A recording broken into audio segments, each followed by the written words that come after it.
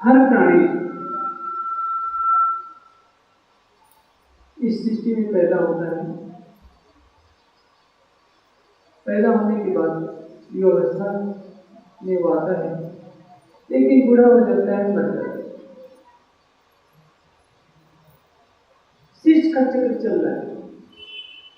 दिन उगता है, दोपहर होती है, शाम ढलती है, रात का समय आता है, प्राणी खा पी करके सो जाता है, सवेरे उठता है, फिर काम पर लग जाता है। पशु पक्षी मानव सभी इसी के जाल में फंसे हुए हैं। इनमें कोई बिरला होता है जो जानने का प्रयास करता है कि मैं कहाँ से आ गया और जब मैं मर जाऊंगा फिर कहाँ चला जाऊंगा। युधिष्ठिर से पूछा था यक्ष ने, ये युधिष्ठिर बताओ संसार में सबसे बड़ी आश्चर्य वाली बात क्या है? युधिष्ठिर कहते हैं कि यक्ष, आवाज पीछे तक जा रही है? युधिष्ठिर ने कहा, यक्ष, हर कोई देखता है दूसरों को मरते हुए देखकर कि लोग मरते जा रहे हैं, लेकिन कोई बिरला होता है जो सोचता है कि एक दिन मैं भी मरूंगा, मुझे भी स्मशान में ले जाया जाएगा और मेरे शरीर को इसी तरह से आग के हवाले कर दिया जाएगा।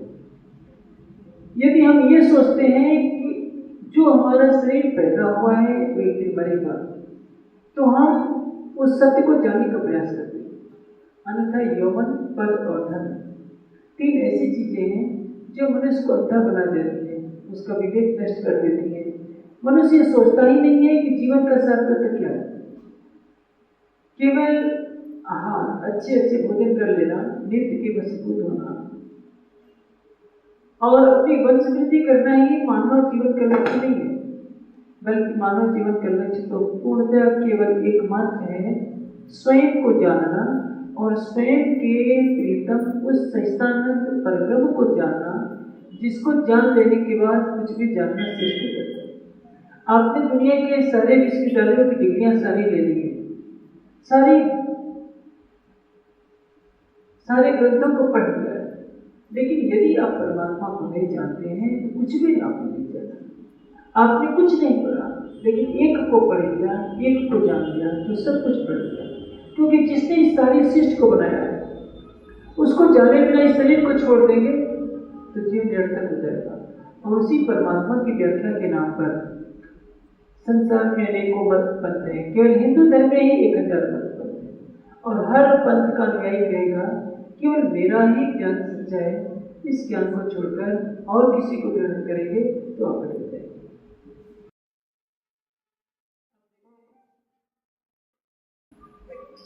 या जितने धर्म प्रेमी सज्जन बैठे हैं, मैं पूछूं परमात्मा कितने हैं तो आप क्या उत्तर देंगे? सब कहेंगे कि परमात्मा एक है। जब परमात्मा एक है तो फिर लड़ाई झगड़े क्यों? लड़ाई झगड़े तो हैं, जरूर है, हाथापाई नहीं करते हैं, लेकिन मत में तो भिन्नता है।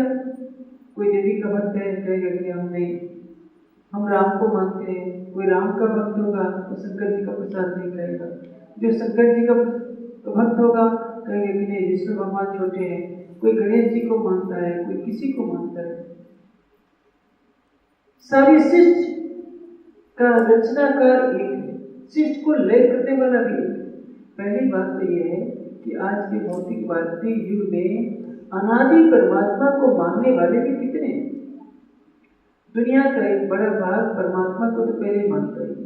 वो सोचता है कि धर्म तो एक आडंबर की वस्तु है, धर्म के पर्दे में कुछ गलत कार्य हो जाते हैं जिसके कारण आम जनता को उससे घृणा हो जाती है।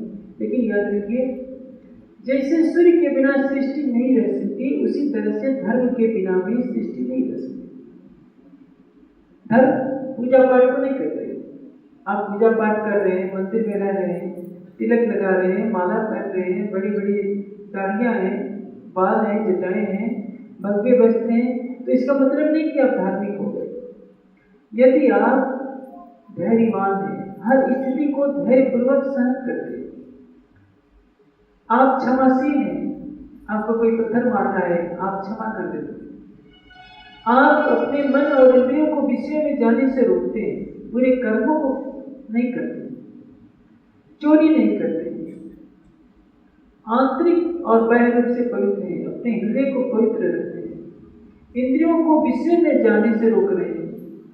आपके पास सत्य को ग्रहण करने वाली बुद्धि है, विद्या है, आप मन वाणी कर्म से सत्य का पालन करते हैं और क्रोध नहीं करते हैं तो आप धार्मिक हैं। यदि आप इन 10 लक्षणों का पालन नहीं करते हैं, केवल वेशभूषा धारण किए हैं, तो आपको धार्मिक कहलाने का अधिकार है। उन्होंने कहा है तृतीय क्षमा दमय अस्तेयम शौचम इंद्रिय निग्रह धी विद्या सत्यम क्रोधो दशकम धर्म लक्षण। इन 10 लक्षणों का जो पालन करता है वो धार्मिक है, चाहे वो मंदिर जाता है या नहीं जाता है, किसी आश्रम में जाता है या नहीं जाता है। आस्तिक कौन? आस्तिक बोलचाल की भाषा में उसको कहते हैं जो परमात्मा को मानता है, लेकिन जो पूजा पाठ तो करता है लेकिन निराशा के भंवर में डूबा है, वो आस्तिक नहीं है। आस्तिक वह है जो उस सर्वशक्तिमान की सत्ता पर विश्वास करता है कि ऐसी अलौकिक सत्ता है जो सारी सृष्टि का संचालन कर रही है, मेरा भी संचालन कर रही है, सूर्य को समय पर उदित करा रही है, अस्त करा रही है, प्राणियों को उत्पन्न कर रही है, प्राणियों का पालन कर रही है और प्राणियों को मौत के भी मुंह में डाल रही है। जिसकी इच्छा से सारी सृष्टि का कार्यभार चल रहा है, उस सर्वशक्तिमान परमात्मा की कृपा का पल पल जो एहसास करते हैं उनको आस्तिक कहते हैं, और जो उस पर पूजा पाठ करते हुए भी विश्वास नहीं करते हैं वो नास्तिक होते हैं। लेकिन आस्तिकता के चादर में अंधविश्वास बन जाता है। अंधविश्वास किसको कहते हैं? झूठ पर धर्म की चादर ओढ़कर विश्वास करना। जैसे मैं किसी की आस्था पर प्रहार नहीं कर रहा, आप तो मानते हैं परमात्मा एक है, क्योंकि उपनिषदों में कहा गया है एकम एवं अद्वितीयम, परमात्मा एक है, उसके समान न कोई था, न है और न कभी हो सकेगा। इसलिए हमारी सृष्टि के जितने भी ऋषि मुनि मनीषी हो गए हैं, सबने उस सत्तान परमात्मा का ध्यान किया। हमारी संस्कृत में एक श्लोक आता है यम ब्रह्मा वरुण इंद्र रुद्र मत्ता अस्मै दिव्य अस्मै। जिस परमात्मा की आराधना ब्रह्मा जी करते हैं, वरुण इंद्र रुद्र आदि सभी देवता करते हैं। शंकर जी का फोटो देखिए, आंखें बंद कर क्या करते हैं? वो भी तो ध्यान करते हैं। विष्णु भगवान भी ध्यान करते हैं, ब्रह्मा जी भी ध्यान करते हैं। आप ऋषिकेश में चले जाइए, ऋषिकेश में 2 झूले हैं, गंगा के ऊपर लोहे के तारों से 2 झूले बनाए गए हैं। एक का नाम है राम झूला, एक का नाम है लक्ष्मण झूला। राम झूला के आगे लिखा हुआ है बोर्ड पर यहाँ मर्यादा पुरुषोत्तम राम ने तपस्या की थी। लक्ष्मण झूला के आगे बोर्ड पर लिखा है राम के छोटे भाई अनुज लक्ष्मण ने किया तपस्या। परमात्मा को तपस्या करने की आवश्यकता नहीं है। देवता किसको कहते हैं? जिसमें दिव्य गुण। देवता कौन है? मातृदेव भव, माता देवता है, इसने जन्म दिया है। पितृदेव भव, पिता देवता है। आचार्य देव भव, आचार्य ने ज्ञान दिया है, इसलिए वो देवता है। पिता माता पिता अतिथि आचार्य देवता है। देवता की पूजा करनी चाहिए। पूजा करने का तात्पर्य क्या है? सत्कार करना। हम माता पिता आचार्य अतिथि का हम सम्मान करें, ये देव पूजा है। परमात्मा की पूजा नहीं होती, परमात्मा की भक्ति होती है। भक्ति किसको कहते हैं? सातु परमा प्रेम स्वरूपा, भक्ति है प्रेम स्वरूप। सातु अमृत स्वरूपा, भक्ति से रहित जीवन निशान होता है, क्योंकि अनन्य परा प्रेम लक्षण के द्वारा ही हमारा जीव स्वयं को जान सकता है, अपने वास्तविक स्वरूप को जानकर परमात्मा का साक्षात्कार कर सकता है। और भक्ति क्या है? भक्ति के बारे में योगेश्वर श्री कृष्ण कहते हैं अनन्य परा प्रेम लक्षणा भक्ति। अनन्य परा प्रेम लक्षणा भक्ति किसको कहते हैं? जैसे एक पतिव्रता पत्नी है, देवर से भी बात करती है, जेठ से भी बात करती है, पड़ोसियों से भी बात करती है, सास ससुर का भी ख्याल रखती है, बच्चों की भी देखभाल करती है, देखभाल सबका करती है, सबसे संबंध बनाए रखती है, लेकिन हृदय का प्रेम उसका पति के लिए होता है। उसी तरह से संसार में हम हर महापुरुष का सम्मान करें। भगवान राम जैसा सृष्टि में खोजने से कोई ऐसा व्यक्ति नहीं मिलेगा जिसने धर्म के लिए, धर्म की मर्यादा की रक्षा के लिए अपनी पत्नी को, उनको मालूम था कि सीता गर्भवती है, मेरे पुत्र का जन्म होने वाला है, जंगल में छोड़ दिया, केवल राजा की मर्यादा कर दी। आदर्श पिता कौन हो सकता है? मर्यादा पुरुषोत्तम राम। आदर्श भाई कौन है? मर्यादा पुरुषोत्तम राम।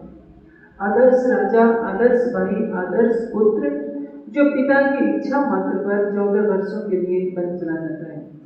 ऐसा कोई भारत में कोई दूसरा पैदा हुआ जो पिता की इच्छा मात्र से 14 वर्षों तक वन में जाकर के निवास करे? दशरथ जी ने तो कहा भी नहीं था, वो तो कैकेयी ने कहा कि तुम्हारे पिता ने मुझे बहुत पहले वर दिया था। यदि सृष्टि में कोई धर्म की मर्यादा का पालन करने वाला हुआ तो मर्यादा पुरुषोत्तम राम। योगेश्वर श्री कृष्ण हर स्थिति में योगी रहना चाहिए। महाभारत का युद्ध चल रहा है, सीने पर तीर लगता है तो और सारे योद्धाओं को बुरा लगता है और श्री कृष्ण जी मुस्कुराते हैं। हमेशा मुस्कुराते हुए देखेंगे, सुख हो दुख हो हर अवस्था में उनको एक समान देखेंगे। ये इसलिए तो योगेश्वर का उपदेश है, समत्वम योग उच्चते, हर स्थिति में जो समान रहता है वो योगी का है। आदर्श योगी योगेश्वर श्री कृष्ण। योगी राज कौन है? भगवान शिव। संसार को छोड़े बैठे हैं, कोई लेना देना। हिमालय की गुफा में बैठे हैं ध्यान के लिए। किसके लिए?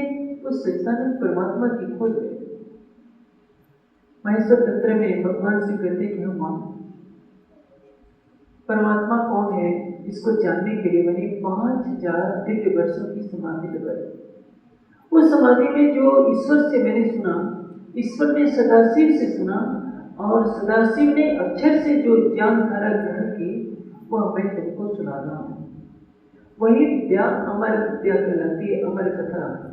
जैसे लोग जाते हैं वहाँ दर्शन करने के लिए कैलाश, अब आगे पड़ता है अमरनाथ की गुफा। उसका नाम क्यों पड़ा अमरनाथ? कि यहाँ अमर कथा सुनाई गई।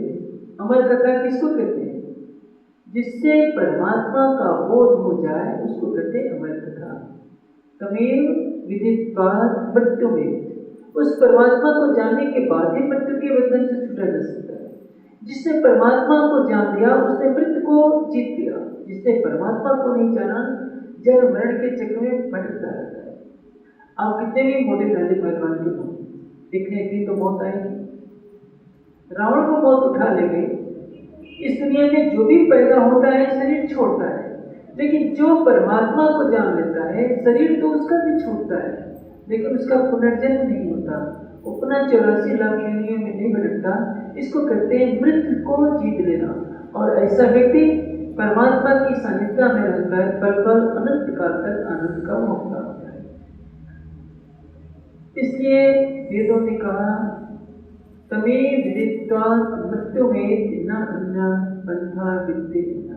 उस परमात्मा को जाने बिना मृत्यु के बंधन से छूटने का कोई भी उपाय नहीं है। मृत्यु क्या है? शरीर का हमारी चेतना से अलग हो जाना मृत्यु है और हमारी चेतना का शरीर के साथ जुड़ जाना जन्म है। जन्म और मृत्यु दोनों में कष्ट है और जो जन्म और मृत्यु के साथ शरीर का बोझ ढो रहे वो भी दुखी है। जिन्होंने आत्म तत्व को जान लिया, आत्म तत्व को जानकर परमात्मा तत्व को जान लिया, फिर वही सुखी है। अभी मैं प्रसंग कर रहा था कि परमात्मा कितने हैं? परमात्मा तो एक है, एक था और एक ही रहेगा। लेकिन वास्तविक सत्य को न जानने के कारण चारों तरफ भ्रांतियां फैल गई। जैसे अभी मैं कह रहा था कैलाशवासी भगवान शिव ध्यान करते उसी परमात्मा का कहते हे उमा, मैंने 5000 वर्षों की दिव्य समाधि में जो ज्ञान ग्रहण किया है वह तुमको मैं सुना रहा हूँ। और इस ज्ञान को कार्तिकेय को भी न बता देना, गणेश को भी बता न देना। कितना भी कोई करे धन का लोभ दे तो भी ये अलौकिक ज्ञान संसार में बताने की योग्य नहीं। इसको गोपनीय क्यों रखा? आप किसी शराबी से ब्रह्म ज्ञान की चर्चा कीजिए, उसके ऊपर क्या असर पड़ने वाला है? ऊसर खेत में यदि आप अच्छा से अच्छा बीज बोएंगे तो भी वो उगेगा नहीं।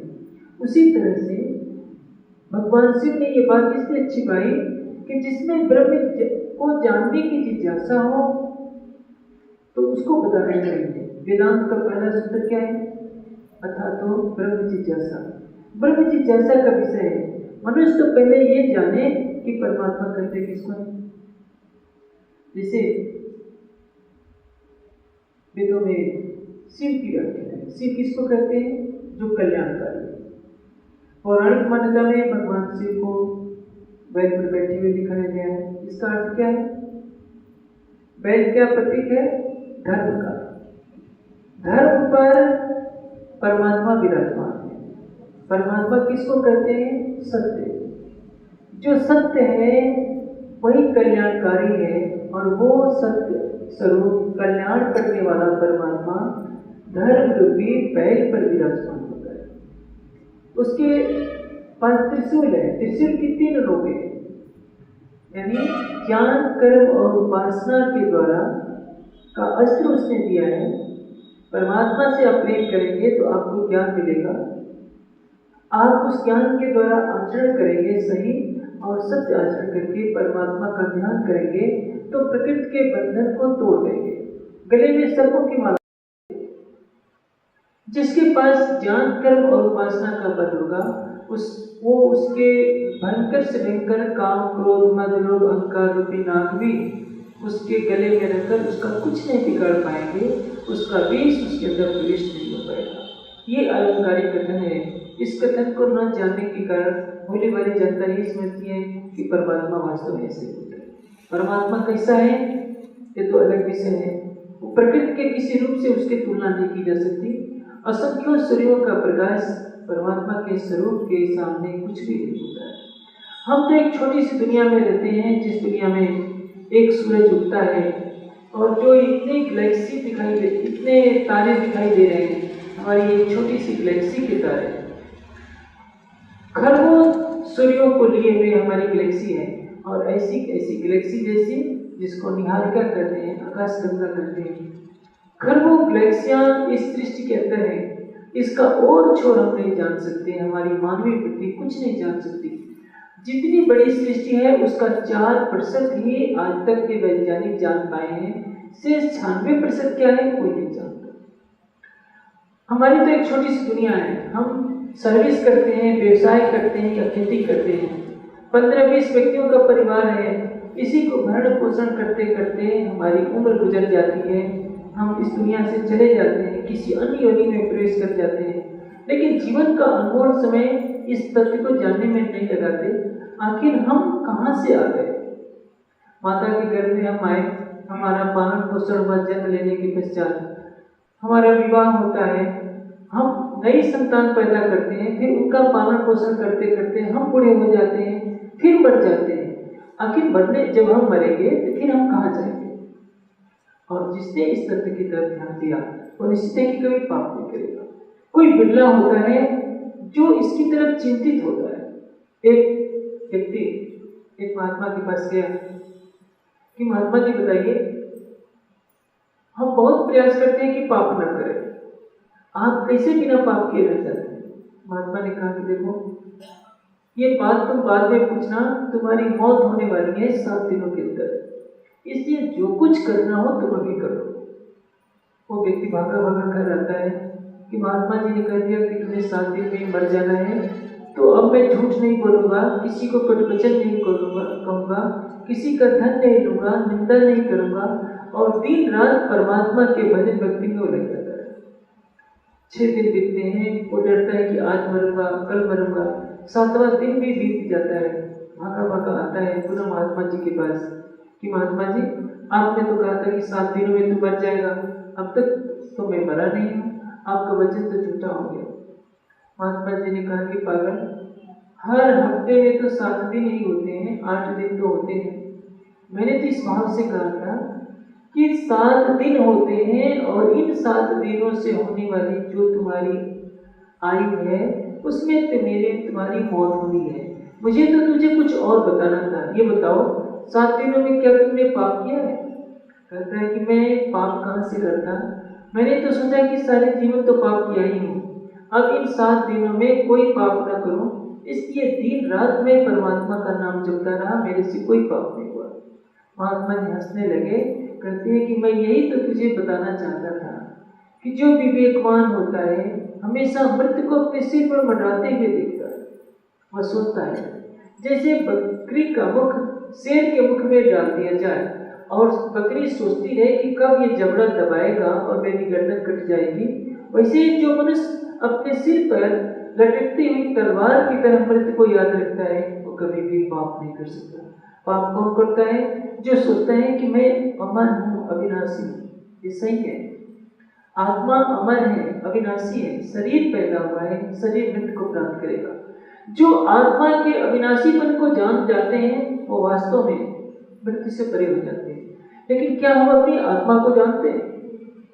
ग्रंथों को पढ़कर कोई भी प्रवचन दे सकता है कि आत्मा का स्वरूप ये है, शरीर नश्वर है, लेकिन व्यवहार में चरितार्थ नहीं होता।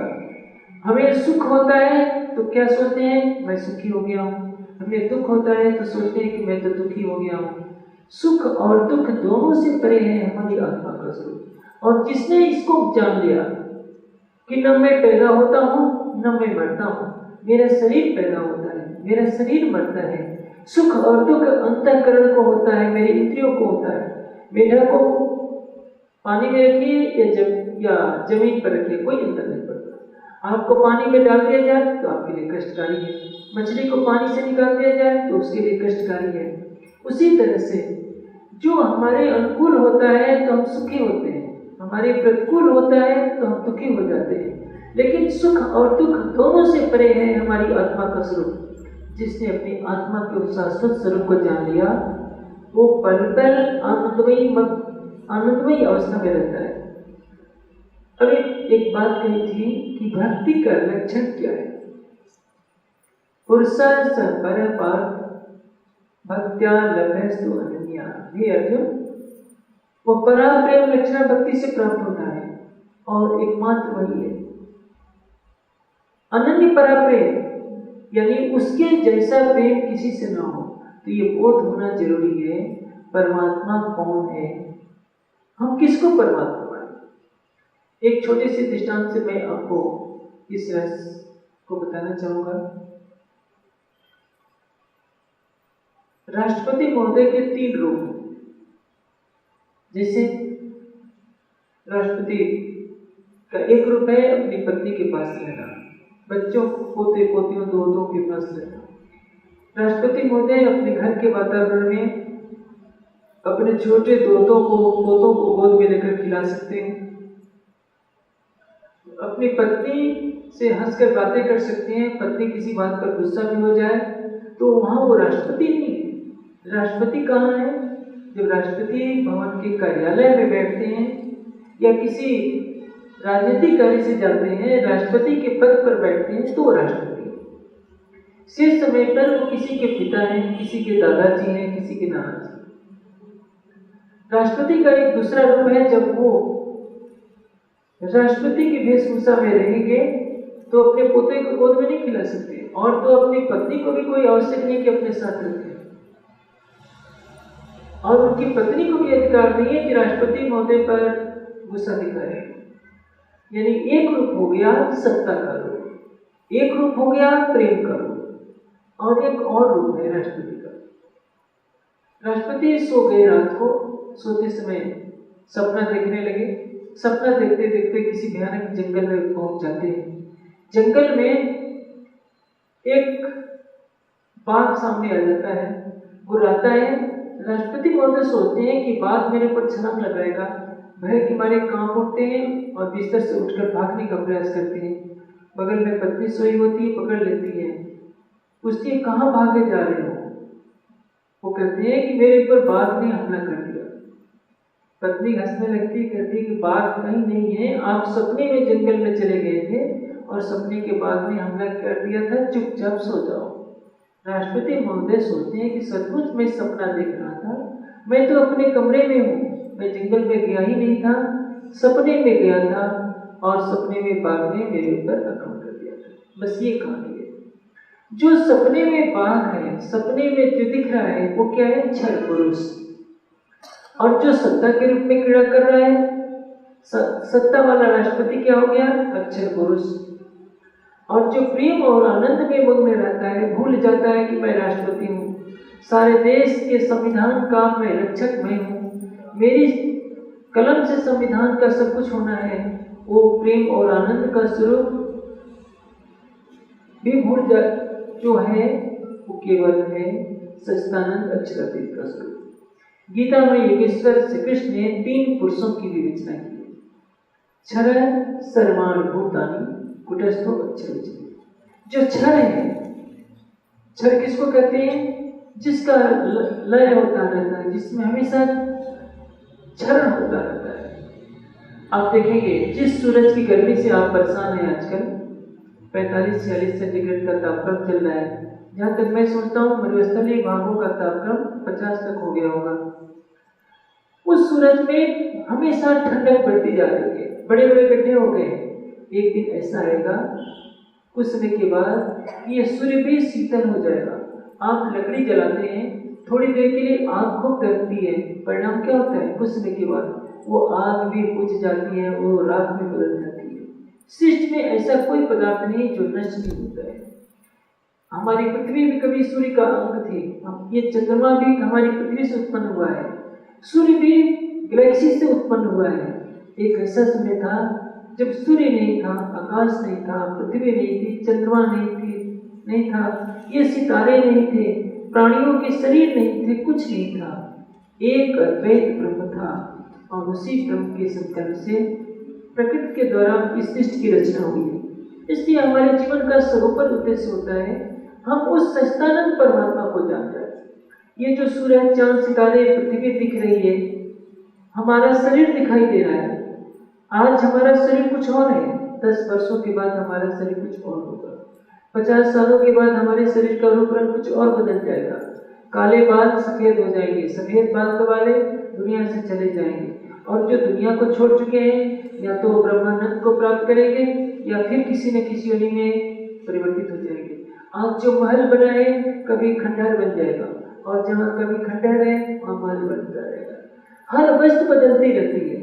इस परिवर्तनशील संसार में ऐसी कोई भी वस्तु नहीं है जो स्थिर हो। एक अविनाशी सत्ता है, वो है केवल परमात्मा और आत्मा। यानी जो क्षर है, बदलता रहता है, उसको कहते हैं नारायण। मैंने आपको बताया था सपने में राष्ट्रपति का मन जिस तरह से एक सिंह की बाघ की कल्पना कर लेता है, एक जंगल की कल्पना कर लेता है और उसमें वो भयभीत होता है, उसी तरह से अक्षर का मन जब प्रकृति मंडल में आता है तो क्या कहलाता है? नारायण। नार कहते हैं मोह सागर को। उस मोह सागर क्या है? प्रकृति, घना अंधकार। जिसे आपको नींद कब आती है? सपना आप कब देखते हैं? जब आप सो जाते हैं तो सपना देखते हैं। नींद का स्वरूप क्या कोई बता सकता है कि नींद कैसी होती? नींद आती है तो आपको अच्छी लगती है, लेकिन कोई ये तो नहीं बता सकता कि हमने नींद को देखा। नींद के लक्षणों को आप जानते हैं कि नींद आने पर आंखें बंद हो जाती हैं, होश हवास नहीं रहता, उसको नींद कहते हैं। लेकिन नींद को किसी कैमरे ने दिखाया नहीं आता। उसी तरह से माया से सृष्टि बनी है। माया का रूप क्या है? कोई बता नहीं सकता। इसी कारण माया के अंदर जब ब्रह्म का मन प्रतिबिंबित होता है तो उसको कहते हैं नारायण। और नारायण के संकल्प एको को श्याम, मैं एक हूँ, अनंत हो जाऊं, उससे उनके संकल्प से असंख्य सूर्य, चंद्रमा, पृथ्वी, ब्रह्मा, विष्णु, शिव का प्रकटन हो जाता है। इस सृष्टि का कार्यभार चलाते रहते हैं। नारायण से परे कौन है? जैसे अभी आप सो गए, सोते समय आप चले गए दिल्ली, अचानक आपको किसी ने यहाँ उठा दिया, तो दिल्ली में जो आप सपना देख रहे थे, सपने में किसी दुकानदार से कोई सामान खरीद रहे थे, वो दिल्ली भी समाप्त हो जाती है, दुकानदार भी समाप्त हो जाता है। वैसे ही आदि नारायण के सपने में सारी सृष्टि बनी है, और जब आदि नारायण की नींद टूटती है, सपना टूटता है, तो ये सारी सृष्टि उसमें लय को प्राप्त हो जाती है।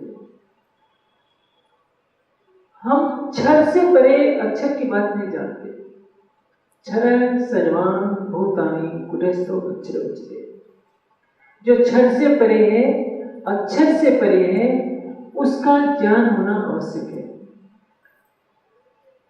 आप रामचरितमानस तो जहाँ तक मैं समझता हूँ घर घर पढ़ी जाती है, विशेषकर उत्तर भारत में। रामचरितमानस में बालकांड के अंदर एक बहुत अच्छी चौपाई आती है। तुलसीदास जी कहते हैं कि नेत नेत जय वेद निरूपा। न इति किसको कहते हैं? ऐसा नहीं, ऐसा नहीं। परमात्मा क्या सूरज के समान है? वेद कहते हैं कि नहीं। सूरज तो जड़ है, सूर्य से भी उपमा नहीं दी जा सकती, चंद्रमा से भी उपमा नहीं दी जा सकती, सागर की गहराई से भी उपमा नहीं दी जा सकती। इस दुनिया में ऐसा कोई पदार्थ नहीं है जिससे उपमा दी जा सके कि परमात्मा बस ऐसे ही है। नेत नेत जय वेद निरूपा निजानंद निरूपाद्य रूपा। वो आनंद का सागर है, सभी उपाधियों से परे है। उसकी विशेषता क्या है? संप विरंच विष्णु भगवान उपजय जास अंशते नाना। इस चौपाई पर कोई भी ध्यान नहीं देता। संप किसको कहते हैं? शंकर जी को। विरंच ब्रह्मा जी, विष्णु भगवान उपजय जास अंशते नाना। नाना का क्या होता है? अनेकों, असंख्य। जिसके अंश मात्र से असंख्यों ब्रह्मा, असंख्यों विष्णु और असंख्यों शिव उत्पन्न होते हैं। ये चौपाई क्या करेंगे? आप देखेंगे, सबको मालूम है रामायण क्या कहती है? जादिन थे हरि गर्भ ही आए। कौशल्या के गर्भ में कौन आता है? हरि, विष्णु भगवान। और एक जगह गोस्वामी जी कहते हैं संभ विरंच विष्णु भगवान उपजय जास अंशते नाना। जिसके अंश मात्र से नाना ब्रह्मा विष्णु से उत्पन्न होते हैं। और किसके अंश से? आदि नारायण के अंश से। आदि नारायण क्या है? क्षर पुरुष। गीता कहती है क्षर सर्वाणि भूतानि कुटस्थो अक्षर उच्यते। सब कुछ क्षर है। आदि नारायण का स्वरूप जो इस मोह सागर में प्रकट हुआ है वो भी लय को प्राप्त हो जाएगा। इसलिए गुरु नानक देव जी ने बहुत ऊंची बात कही है, क्षर से परे अक्षर से पारा वायु पुरुष का करो विचारा। जो क्षर और अक्षर से परे है उस परमात्मा का चिंतन करना होगा। जब तक अक्षर से परे उस अक्षरातीत के बारे में नहीं जानेंगे तब तक जीव भवसागर से कभी भी पार नहीं हो पाएगा। तो सावन का महीना आएगा, सावन के महीने में भगवान शिव के भक्तों की बहुत लंबी कतार लग जाती है। लेकिन भक्त लोग ये नहीं सोचते कि जिनको हम अपना आराध्य इष्ट मानते हैं वो भी तो ध्यान करते हैं। हम जिसकी पूजा करते हैं उसकी सच्ची पूजा क्या है? जो वो रास्ता बताए उस रास्ते का अनुसरण करना। देवता की पूजा क्या है? देवता ने जो रास्ता बताया उस रास्ते को हम अनुसरण करें। भगवान राम की पूजा क्या है? भगवान राम ने जो आचरण किया हम उनके पद चिन्हों पर चलने का प्रयास करें। भगवान राम ने सबरी का जूठा वेद खाया, भगवान राम ने केवट को गले लगाया, भगवान राम ने प्रजा की खुशियों के लिए अपनी महारानी सीता को छोड़ दिया, भगवान राम ने पिता के आज्ञा पालन के लिए 14 वर्षों का वन झेला। हम यदि सत्य का पालन नहीं कर सकते, धर्म का पालन नहीं कर सकते, धर्म की मर्यादा सुरक्षित नहीं रख सकते, तो भगवान राम के केवल चित्र की पूजा करने से सच्ची पूजा नहीं कर सकते। वैसे भगवान शिव की सच्ची पूजा क्या है? भगवान शिव ने संसार को ठोकर मार रखी है, कैलाश की गुफा में बैठे हैं, दिन रात ध्यान में बैठे हैं, कुछ नहीं चाहिए। भगवान शिव के भक्तों को तो माया जरूर चाहिए। हर कोई प्रार्थना करते हैं भगवान हमें ये दे दो, हमारी मन्नत पूरी कर दो। और भगवान शिव ने सबको ठोकर मार रखा है। सारी सृष्टि का राज्य भी उनको नहीं चाहिए, वैकुंठ का राज्य नहीं चाहिए, स्वर्ग का राज्य नहीं चाहिए। क्या चाहिए? केवल परमात्मा। परमात्मा के प्रेम में है, इसलिए तो उनको योगीराज कहते हैं, योगेश्वर कहते हैं। कोई लोभ नहीं, कोई मोह नहीं। पार्वती जी, माता पार्वती वहीं पास पड़ी रहती हैं, लेकिन उनकी तरफ आंखें भी कब उठाते हैं? जब लंबी समाधि के बाद टूटते हैं तो पार्वती की तरफ देखते हैं, पार्वती उनकी सेवा करती है, बस इतना ही मतलब है। सारे शिष्ट के गृहस्थ लोगों को संदेश दे रहे हैं कि मेरी पत्नी मेरे साथ दिन रात रहती है, लेकिन मैं इससे अलग हूँ, मैं परमात्मा के ध्यान में हूँ। और आपको सबको मालूम है, ज्ञानपीठ में कई सज्जन आते हैं, धर्म प्रेमी लोग, बुजुर्ग भी होंगे, 70 साल के हो कई हुए, उनको कहा जाए कि आपको अलग कमरे में रहना है, आपकी पत्नी को अलग कमरे में रहना है, उनको बहुत बुरा लगता है। 70 साल की अवस्था में भी एक दिन पत्नी से अलग रहना पसंद नहीं करते, और भगवान से दिन रात रहने पर भी समाधि में लगे रहते हैं। ये है सच्चा क्या? भगवान शिव की सच्ची पूजा क्या है? हम भगवान शिव के पदचिन्हों पर चले। हनुमान जी की पूजा क्या है? आजकल एक परंपरा चल गई है, 100 फीट 150 फीट हनुमान जी की ऊंची मूर्ति बनाते हैं। उससे चढ़ावा चढ़ाने वाले मठाधीश तो इसी कमरे में रहते हैं, और बेचारे हनुमान जी को धूप शीत वर्षा सहने के लिए धूप में रख देते हैं। हम जिसको इष्ट मानते हैं, आखिर उनका तो ये अपमान करते हैं। हनुमान जी की पूजा क्या है? हम हनुमान जी की तरह ब्रह्मचारी बने, हनुमान जी की तरह योगी बने।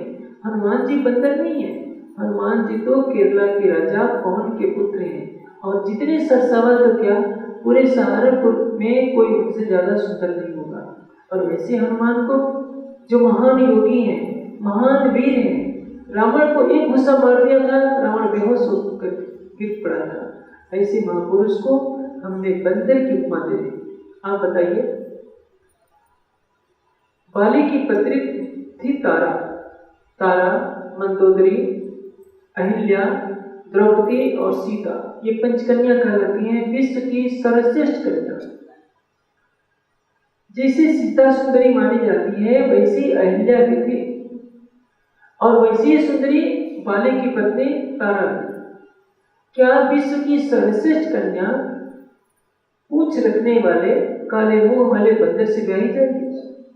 वाल्मीकि रामायण में कहीं नहीं लिखा है कि बाली बंदर थे। वानर एक क्षत्रिय जाति का नाम है। आप देखेंगे पौराणिक मान्यताओं में किसी सत्य को उल्टा पुल्टा करके दर्शा दिया गया है। हनुमान जी बंदर नहीं है, बाली और सुग्रीव बंदर नहीं है, ये दक्षिण भारत की एक क्षत्रिय जाति थी। केरला में राज्य था पवन का, और उसी तरह से किष्किंधा पर्वत के आसपास पंपापुर में बाली का साम्राज्य था। ये दक्षिण भारत की क्षत्रिय जातियां थी। आज भी देखेंगे क्षत्रियों में एक जाति होती है जिसके नाम के आगे नाग शब्द जोड़ा जाता है। तो ये नाग, रिक्ष, ये बंदर, ये क्षत्रिय जातियों के प्रतीक थे। आप इन्हें समझ लीजिए कि जाबवंत रिक्ष थे। जाबवंत यदि रिक्ष थे तो रिक्ष की पुत्री क्या होगी? रिक्षणी। क्या कृष्ण का विवाह एक रिक्ष की बेटी से हो सकता है? आखिर रिक्षणी के तो बड़े बड़े बाल होते हैं, वो 2 पैरों पर वो 4 पैरों पर चलती है। क्या भगवान श्री कृष्ण उससे प्यार कर लेंगे? जिन्होंने भागवत पढ़ा है, सुख सागर पढ़ा है, उनको मालूम है कि श्री कृष्ण की एक पत्नी का नाम जामवंती भी था, जो जामवंत की पुत्री थी। उसी तरह से भगवान शिव इस परंपरा में कई महान पुरुष भी आते हैं। हनुमान जी राम और सुग्रीव की मित्रता कराते हैं। हनुमान जी वेद के प्रकांड विद्वान हैं।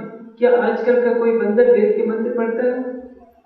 सुग्रीव और बाली सिंहासन पर बैठते हैं, उनका राज्याभिषेक होता है, अंगद को उत्तराधिकारी बनाया जाता है, सोने चांदी हीरे मोती के मुकुट पहनते हैं, मालाएं पहनते हैं। क्या आजकल के बंदर भी सोने चांदी मुकुट के मालाएं पहनते हैं और आभूषण पहनते हैं? क्या उनका भी राज्याभिषेक होता है? सृष्टि में ऐसा कोई बंदर नहीं हुआ जो वेद का विद्वान होता है, व्याकरण का विद्वान होता है। इसलिए हमने भूलवश हनुमान जी की पूंछ लगा दी, उनको बंदर की शक्ल दे दिया। हमारे माता पिता दादा को कोई बंदर की आकृति बना करके प्रचारित करे तो हमको कितना बुरा लगेगा। शिक्षा के अभाव में समाज में ऐसी कृतियां चल पड़ती हैं, और भोला भाला समाज उसी का अनुगामी बन जाता है, सोचता है कि इसी को धर्म करते हैं। खुद तो बैठे हैं ठंडी एसी की हवा में और अपने भगवान को धूप में खड़ा कर दिया। जहां जहां देखिए यही ऐसा हो रहा है। इसका मूल कारण है अशिक्षा। हम वेद को मानना नहीं चाहते, हम उपनिषद को नहीं मानना चाहते, दर्शन को नहीं मानना चाहते, वाल्मीकि रामायण को नहीं मानना चाहते। एक परंपरा जो चल पड़ती है उसी को धर्म मानने लगते हैं कि यही धर्म है। वास्तव में धर्म वो है जो सारी सृष्टि को धारण करता है। धर्म के बिना तो हमारा एक कदम नहीं चल सकता। यदि पुत्र पिता का सम्मान न करे, पिता पुत्र का पालन पोषण न करे, पत्नी पति का सम्मान न करे और पति पत्नी की रक्षा न करे, तो सभी धर्म से च्युत हो जाएंगे। हमने धर्म को केवल मंदिरों तक और आश्रमों तक सीमित कर दिया है। धर्म के बिना तो सृष्टि का कोई भी प्राणी एक कदम भी नहीं चल सकता है। धर्मो रक्षति रक्षिता, जो धर्म की रक्षा करता है धर्म छत्री के समान उसकी रक्षा करता है। जो धर्म का विध्वंस करता है धर्म काल धर्म के समान उसका विध्वंस करता है। इसलिए पृथ्वी किससे टिकी हुई है? आप कहेंगे आकर्षण शक्ति से। मैं कहता हूँ पृथ्वी धर्म से टिकी हुई है, सत्य से टिकी हुई है। अथर्ववेद के 14वें कांड का पहला सूत्र का मंत्र है सत्येन उत्तवित्ता भूमि। पृथ्वी किससे टिकी हुई है? सत्य से। जो सत्य है वही धर्म है, वही परमात्मा है। जिस दिन पृथ्वी पर धर्म का ह्रास हो जाएगा पूर्णतः, उस दिन ये पृथ्वी का अस्तित्व भी नष्ट हो जाएगा, समाप्त हो जाएगा, सृष्टि का अस्तित्व समाप्त हो जाएगा। सृष्टि को संचालित करने वाला जो परमात्मा है वही सत्य है, वही धर्म है। इसलिए उस परमात्मा को हमें जानना है जो एक है और उसके सिवाय कोई अन्य भी नहीं। अभी मैंने 3 पुरुषों की विवेचना बताई। क्षर क्या है, अक्षर क्या है और उत्तम पुरुष अक्षरातीत क्या है। उस अक्षरातीत को जान लिए तो कुछ भी जानना सिद्ध हो जाता। गीता में श्री कृष्ण कहते हैं हे अर्जुन यस्माक्षरात् वेदोऽहम् अक्षरात् पिच उत्तमः वेदे च लोकेऽस्मिन् प्राथितः पुरुषोत्तमः। जो क्षर से परे है, अक्षर से परे है, उस अक्षरातीत तुम परमात्मा को जानते हो और उसको जानने के लिए तुम्हें उसकी शरण में जाना पड़ेगा। तमेव शरणं गच्छ सर्वभूतेन भावः। तुम सच्ची श्रद्धा के साथ उस सच्चिदानंद परमात्मा की शरण में जाओ। प्रश्न होता है क्या हम परमात्मा की शरण में हैं? उत्तर मिलेगा नहीं। ऊपर से हम कह देते हैं कि हे परमात्मा हम तेरी शरण में हैं, लेकिन ये कब कहते हैं? जब हमें कुछ काम लेना होता है। जैसे ही काम पूरा हो जाता है हम अपनी राह, परमात्मा अपनी राह। परमात्मा को तो हम बस इतना मानते हैं कि जैसे एक राजा था, उसका दरबार लगा हुआ था। दरबार में एक नर्तकी ने बहुत अच्छा नृत्य किया। राजा उसके नृत्य पर इतना खुश हुआ कि उसने सोचा कि यदि ये कहेगी तो मैं इसको अपनी पटरानी बना दूंगा। और उसने उस नर्तकी से कहा कि देखो तुम्हें जो आज मांगना हो मांग लो। नर्तकी कहती है कि महाराज यदि आप मेरे ऊपर प्रसन्न हैं तो आप कृपा करके मेरा प्रेमी आपके कारागार में 12 वर्षों से बंद है, उसको छोड़ दीजिए। राजा सिर पकड़ करके बैठ गया। राजा तो सोच रहा था कि मुझको चाहती है, मेरी अर्धांगिनी बनना चाहेगी, ये तो अपने पति से प्रेम करती है, ये जो नृत्य दिखा रही थी मुझको खुश करके अपने पति को छुड़ाने के लिए खुश कर रही थी, मुझे इसको रिझाना नहीं था। हम लोग भी तो ऐसे ही करते थे। हमारा लगाव किससे है? अपने परिवार से, समाज से। कोई करोड़पति होना चाहता है, कोई लखपति होना चाहता है।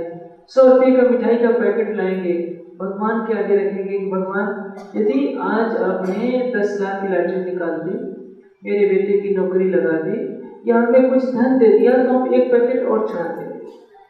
जैसे आज के भ्रष्टाचार के युग में बाबुओं को घूस देना होता है तो हम घूस देते हैं, भगवान को भी हमने घूसखोर बना दिया। ये भूल जाइए परमात्मा सर्वशक्तिमान है, सकल गुण निधान है और मिठाई के पैकेटों से या रुपया चढ़ाने से खुश नहीं होता है। वो तो आपकी सच्ची श्रद्धा देखता है, आपके अंदर श्रद्धा है, सत्य है, समर्पण है, परमात्मा से अटूट प्रेम है। तो परमात्मा आपसे न कभी दूर था, न है और न कभी हो सकेगा। दूराज सो दूर है, दूर से भी दूर है, इतना निकट है कि कोई जान नहीं सकता। आपके हृदय मंदिर में बसता है, आप उसको नहीं जानते। इतना दूर है कि सारी सृष्टि खो जाती है। 4 धाम की तो बात छोड़ आइए, ये तो इस पृथ्वी की बात है। इस पृथ्वी जैसी असंख्य पृथ्वियां हैं सृष्टि में, सभी पृथ्वियों पर चले जाइए, सभी स्वर्गों में चले जाइए, असंख्यों बैकुंठ हैं, सारे बैकुंठों में हो आइए, फिर भी परमात्मा को आप तब तक नहीं प्राप्त कर सकते जब तक आपके अंदर से मैं का अस्तित्व समाप्त नहीं होगा। आपके अंतर्दृष्टि के सामने जो माया का पर्दा पड़ा हुआ है, इसको हटाना ही पड़ेगा और बोध करना होगा परमात्मा कौन है। जो क्षर और अक्षर से परे है उसको कहते हैं परमात्मा। क्षर पुरुष कौन है? आदि नारायण। आदि नारायण के संकल्प से असंख्यों पृथ्वी, असंख्यों स्वर्ग, असंख्यों वैकुंठ पैदा होते हैं। ब्रह्मा विष्णु शिव प्रकट होते हैं, शिष्ट का कार्यभार चलाते हैं। उनसे परे है बेहद, बेहद से परे है अक्षर, और अक्षर से परे है वो उत्तम पुरुष अक्षरातीत। इसी को कहा है हद पार बेहद है, बेहद पार अक्षर, अक्षर पार वतन है जागिए देखकर। हम अपनी इच्छा पूरी करने के लिए जहरवीर गोगावीर को पूज्य मान सकते हैं, लेकिन ये भी तो सोचिए गोगावीर का जन्म नहीं हुआ था तब सृष्टि को कौन चला रहा था? जब बाबा गोरखनाथ का भी जन्म नहीं हुआ था तब सृष्टि को कौन चला रहा था? जो अनादि है, जिसने सारी सृष्टि को बनाया है, जिसको किसी ने नहीं बनाया है, जो कभी मरता नहीं है, जो सबके सुख का कारण है, सबकी मुक्ति का दाता है, सबको प्रेम शांति और आनंद देने वाला है, उसको कहते हैं परमात्मा। परमात्मा का अर्थ ही होता है सभी आत्माओं का मूल जो है, सबका संबंध जिससे है वो है परमात्मा। परमात्मा कभी जन्म नहीं लेता, कभी बुढ़ा नहीं होता, कभी मरता नहीं, कभी शादी विवाह उसके नहीं होते, कभी उसके बच्चे नहीं होते, क्योंकि वो कुटस्थ है। जो कुटस्थ होता है संसार के प्रपंच में नहीं पड़ता। सत्यम ज्ञानम अनंतम ब्रह्म, ब्रह्म सत्य है, प्रकृष्ट ज्ञान स्वरूप है, ज्ञान की दृष्टि अनंत है, उसका प्रेम अनंत है, उसकी शक्ति अनंत है, और वो कभी भी किसी राग द्वेष के बंधन में नहीं जाता। ऐसे सर्वशक्तिमान सकल गुण निधान उस परमात्मा को यदि हमने जान लिया तो सब कुछ जान लिया। लेकिन उसको जानने के लिए हमें अपने विवेक का प्रयोग करना होगा। जो अंध परंपरा चल पड़ी है, एक व्यक्ति जो करता है सभी उसके पीछे लग जाते हैं। ये नहीं सोचते कि क्या हमारे ग्रंथों में लिखा है, क्या वेद ऐसा कहते हैं, उपनिषद ऐसा करती है, गीता करती है, या हमारे दर्शन शास्त्र करते हैं। उपनिषदों का कथन है कि परमात्मा एक है, उसके सिवाय अन्य किसी की उपासना नहीं करनी चाहिए। पूजा सबकी कीजिए, हर महापुरुष के गुणों की पूजा कीजिए, लेकिन भक्ति किसकी कीजिए? जो एकमात्र परमात्मा है, उसके समान न कोई था, न है और न कभी हो सकेगा। वेदों ने एक स्वर में कहा, न त्वामान अन्यो न पार्थिवो न जातो न जनिष्यते। हे परमात्मा, तेरे जैसा न कोई था, न है और न कभी होने वाला है। ऐसे सर्वशक्तिमान सकल गुण निधान परमात्मा को हम जान जाएं तो हमने सब कुछ जान लिया। साईं बुल्ले साहब एक सूफी फकीर में उन्होंने कहा है, गंगा गए गल मुक्ति नहीं जो 100 डुबकी लगे, मक्का गए गल मुक्ति नहीं जो 100 चुन्नी पड़ेंगे, गया गए गल मुक्ति नहीं जो 100 पिंड पड़ेंगे। क्या ऊंची बात कही है। आप गंगा जी में स्नान कर लेते हैं तो आप सोचते हैं कि मुक्ति हो जाएगी। कुछ साल पहले कुंभ का मेला लगा था, कौन पहले डुबकी लगाएगा इसके लिए झगड़ा हो गया महात्माओं में, पुलिस वालों से झगड़ा हुआ, पुलिस वालों ने महात्माओं को मारा, महात्माओं ने पुलिस वालों को मारा और वो खूब खराब हुआ। एक तिथि को ही डुबकी लगाने से मुक्ति नहीं मिलेगी। मुक्ति कब मिलेगी? रीति ज्ञानात न मुक्ति। ज्ञान की गंगा में आपने स्नान नहीं किया, प्रेम की गंगा में यदि आपने डुबकी नहीं लगाई तो आपको कभी भी मुक्ति नहीं मिल सकती। इस गंगा में तो आप देखते हैं सारे शहरों का प्रदूषण उसी में जाता है। यदि केवल जल में स्नान करने से मुक्ति मिल जाए तो उसमें जितनी मछलियां हैं, मेढक है, घोंघे हैं, सीप है, घड़ियाल है, सबको मुक्ति मिल जाएगी। फिर वेद शास्त्र को लाने का औचित्य क्या लग जाएगा? फिर गुफाओं में जाकर बड़े बड़े कुटियाओं आश्रमों में बैठकर ध्यान तपस्या करने का महत्व क्या लग जाएगा? इसलिए ज्ञान की गंगा में स्नान कीजिए, प्रेम की सत्ता में डुबकी लगाइए तो आपका जीवन सागर से पार हो जाएगा। यदि आपने ज्ञान और प्रेम का मार्ग छोड़ दिया, ज्ञान क्या करता है? मार्ग दिखाता है। प्रेम क्या कराता है? लक्ष्य को प्राप्त कराता है। लक्ष्य को दर्शाना ज्ञान का काम है, प्रेम का कार्य है लक्ष्य को प्राप्त कराना। साइकिल के दो पहिए, आगे का पहिया निकाल देंगे तो भी साइकिल नहीं चलेगी, पीछे का पहिया निकाल देंगे तो भी साइकिल नहीं चलेगी। यदि आप परमात्मा को जानने का प्रयास ही नहीं करेंगे, आप ये सोचेंगे कि जो परंपरा से चली आई है उसको ही मानते रहेंगे, तो आप अंध परंपरा के शिकार हो जाएंगे। हमें विवेक दिया है, बुद्धि दी है, यह निर्णय करने के लिए हमें किसकी भक्ति करनी है नहीं करनी है, हम कौन है, आए कहाँ से है। शरीर को छोड़ने के पश्चात, संसार को छोड़ने के बाद हम कहाँ जाएंगे, और हमारी आत्मा का जो अनादि प्रीतम है कहाँ है, कैसा है, उसको पाने के लिए हम क्या करें? माला का जप करें, पूजा पाठ करें, ध्यान समाधि लगाएं। ध्यान लगाएं तो क्या करें, ये गहन विषय है। इसलिए साईं बुल्ले शाह ने थोड़े से शब्दों में कहा, गंगा गए कल मुक्ति नहीं, जो सौ डुबकी लगाई। हिंदू सोचते हैं कि गंगा जी में जाकर कितने भी पाप करो, एक बार डुबकी लगाओ सारे पाप कट जाएंगे। पाप कभी कटते नहीं। यदि पाप कट सकते थे तो भीष्म पितामह को बाणों की सैया पर नहीं लेटना पड़ा होता, हरिश्चंद्र जैसे सत्यवादी को चंडाल के हाथों नहीं दिखना पड़ा होता। इसलिए पाप कटता नहीं। जैसे आज आपने 4 व्यक्तियों को गाली दी, 2 ने पकड़ा,